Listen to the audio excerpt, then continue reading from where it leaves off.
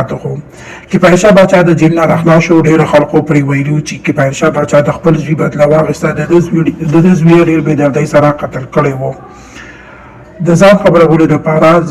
زموږ د چینل مخه سره سبسکرایب کړئ او د ټلې نشان سره خامخا ووهئ چې زموږ هره معلوماتي ویډیو تاسو ته په اسانه میلاو شي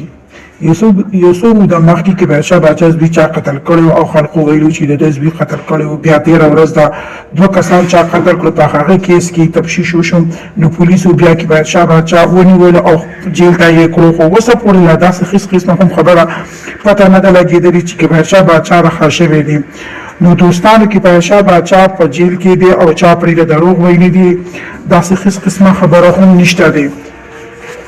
نو که داسې څه قسمه خبره وي نو موږ به تاسو ته ضرور وایو که دا ویډیو مو خوښه شي زموږ د چینل مخه سره سبسکرایب کړئ او ټیلی نشان سره خامخا ووهئ. والسلام.